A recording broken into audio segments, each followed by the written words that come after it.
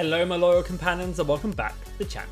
Thank you for bearing with me with my 1 month hiatus here from YouTube, but I am back and I'm ready and I'm going to deliver you a much needed tier list showing you the best rogues currently within the game for both Demolition and the Respawn modes. Now since my last tier list there have been 2 new additions to the Rogue Company team in Runway and most recently Canon. There has been a massive meta change in the use of utility and the importance of it. And of course, Weapon Mastery has come into the game, which has changed up completely the value we put on some rogues based on their weapon. In this video, I'm going to explore all of that for you, but if you want to see more detail on the rogues themselves, make sure you pause as I go through them because there's a lot of information on the screen. As always though guys, if you do go on to enjoy, make sure you drop a like and subscribe. For now though, let's get into it.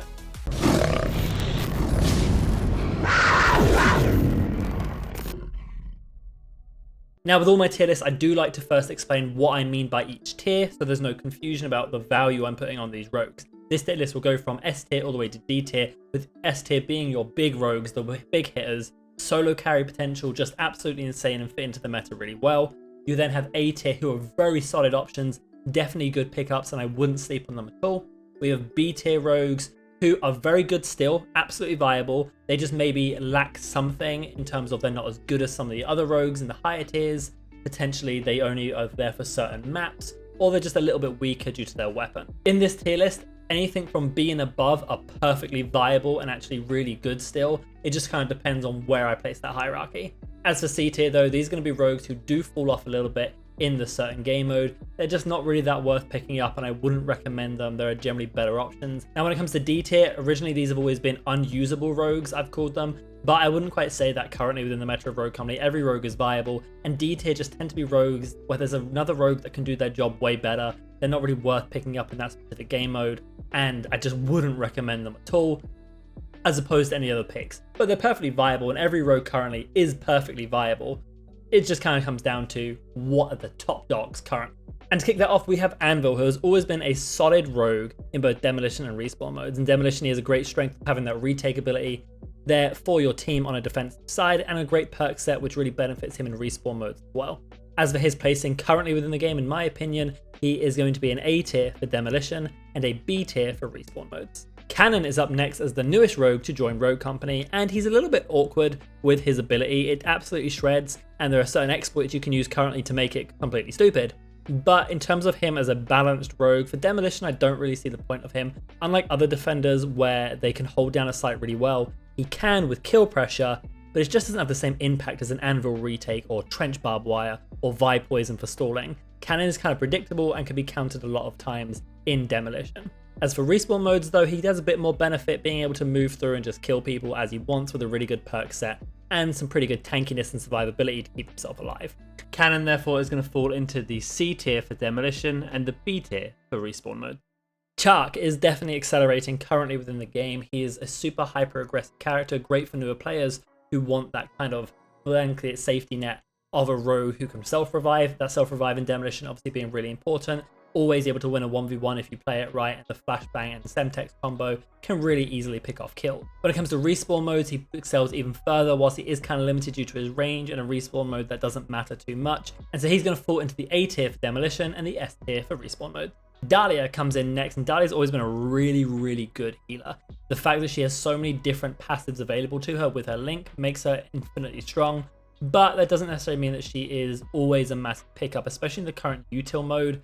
Having fraggers tends to be more important, and she's just a solid revive character if your team wants one, which they normally do. For Respawn modes, revives really aren't that useful. Her biggest benefit is in fact her passive, being able to have something like double Scorch immunity to fire, double Anvil immunity to flashbang. That passive is way more useful than her revive mechanics necessarily, and so she's going to fall into the A tier for Demolition and the B tier for Respawn. Dahlia is one of the rogues I think currently one of the strongest. I think in Demolition he has great frag potential. He has a really good kit available to him with the DMRs or the ARs.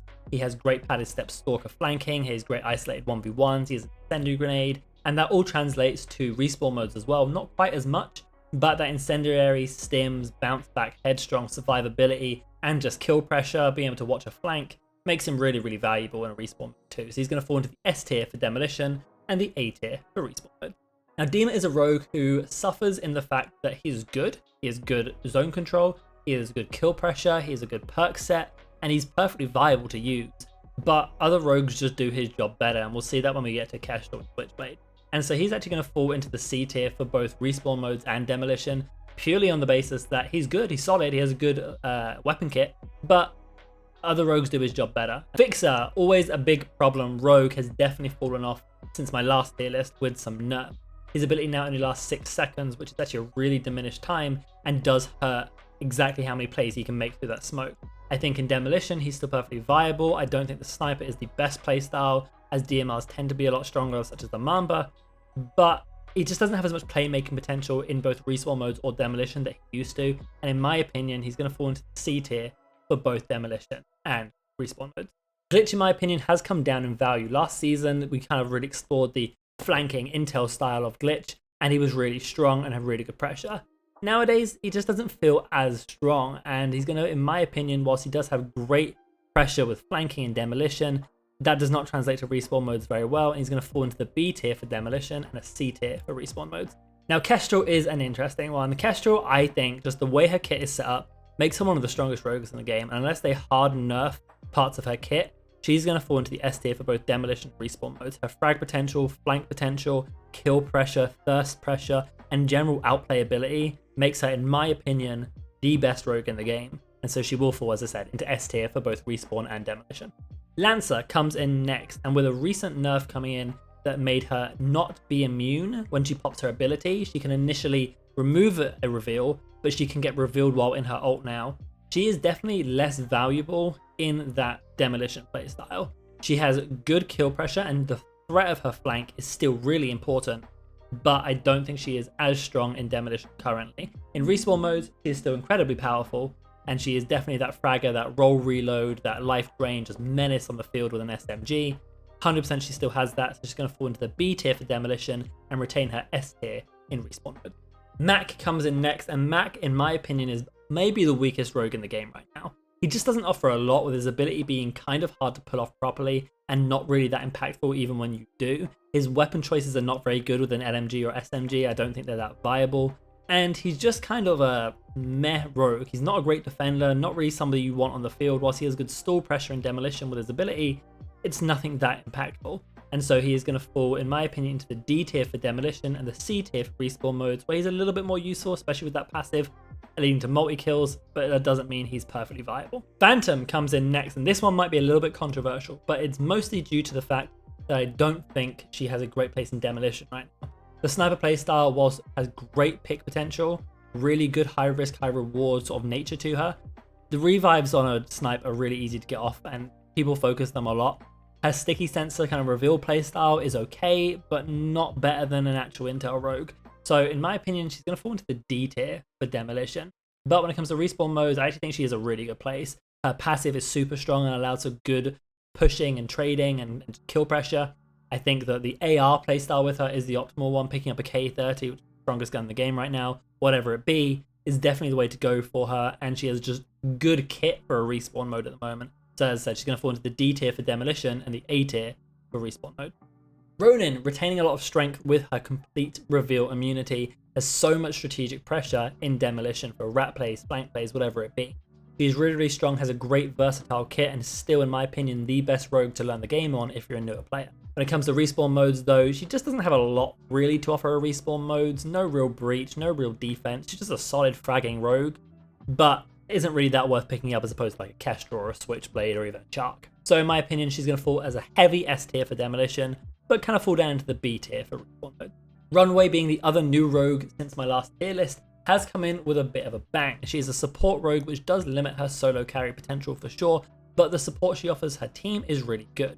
The fact that she can have 2 primary weapons and a sniper and AR make her very, very unpredictable in what exactly she has potential to kill you with, whether it be a snipe or just clean AR shot. I think she has a lot of pressure. Her ability allows for really great demolition plays because you can reuse that utility either to waste trophies or to make a secondary play if your first one doesn't work. So I think she's really viable. And when it comes to respawn modes, I think that her ability to give you utility back for another breach or another defense of the site or OBJ is really, really good. So I think Runway is going to fall into A tier for both demolition and respawn mode. When it comes to Saint, I just don't think he's super strong right now either. He's perfectly viable and is a decent medic in the fact that he's a global revive and has the pressure to get your teammates back into the fight very quickly with his passive, with giving the additional health. But I just don't think he has a lot of pressure on the map besides that. And he can be pretty predictable. The ability is really easy to kill. And when it comes to respawn modes, you're not getting that revive off. Either people are bleeding out or the enemy team will stop the revive, and it's just so hard to get off properly. He's going to fall into the C tier for Demolition and the D tier for Respawn. Scorch is an interesting one. When it comes to Demolition, I think she has good potential on the right map. Things like Icarus or Factory she really excels in, with that close range kill pressure fire immunity style and a lot of tankiness. But when it comes to wider maps such as Windward, she's not that viable. When it comes to respawn modes though, her ability to sit on an objective and just say, nope, you're not getting me off this, I am way too tanky, I'm immune to fire, which is so prevalent, you're not getting me off this, makes her a must pick almost. And she's going to fall into the B tier for Demolition and the A tier for respawn modes. Seeker comes in next as our mini Robin Hood, and I think Seeker's actually in a pretty okay spot right now, especially for Demolition. His kill pressure with the bow after the recent buff, allowing it to one-shot body bounce, is actually really good and offers good pick potential, almost like a sniper. And his reveals are just so impactful on the map, assuming they don't have a Ronin to counter it. When it comes to respawn modes, that reveal isn't as useful. It has good setup for a breach, but it doesn't have a lot of longevity to actually be useful at holding or breaching an objective. So he's going to fall into the A tier for Demolition and the C tier for respawn. Sigrid comes in next, and Sigrid is a very weird pick. Sigrid is one of those rogues that some people can just get on and just be annoying as hell and are really hard to counter. Other times they're just absolutely useless on the map. And for this reason, I'm actually going to put her pretty low in the Demolition sense.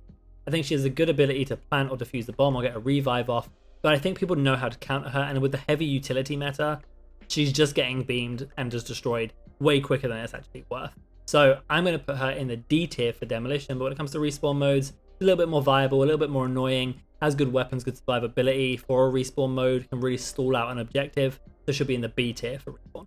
Switchblade comes in next as another powerhouse rogue I keep mentioning. Super great kill pressure, really good passive, really good ability, great weapon choices in the AR and SMG. She's really kind of unstoppable right now and just has such a great perk set to allow her to do whatever she wants.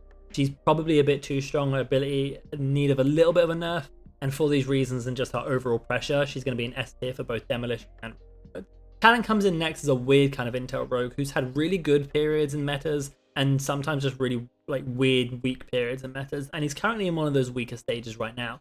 His weapon choices with the SMG and DMR are okay, but not having an AR does definitely hurt him as compared to some of the other intel rogues such as Seeker or Dallas who have the ARs available. He's great holding a specific flank route if you want to do that and put the dart there, or clearing places with the dart slowly and methodically, but he just doesn't really offer as much compared to the other intel rogues who have hard intel, and you can often miss people on the minimap if you're aimed down sight because of the ADS penalty. When it comes to respawn modes, he's a little bit less useful as well, even then, because yes, you can throw your dart on the objective, but you don't have a lot to really do much other than some flashbangs, and Chaac is just a much better pick in that sense. He's going to fall into the B tier for Demolition, but the C tier for respawn modes. Trench comes in next, and Trench will always have a great place in Demolition just because he's so good at holding down a site. Putting the trophies there, putting trip mines, and putting barbed wire down makes him a real powerhouse to actually push onto a site against, and if you don't have a glitch, you're going to be really suffering.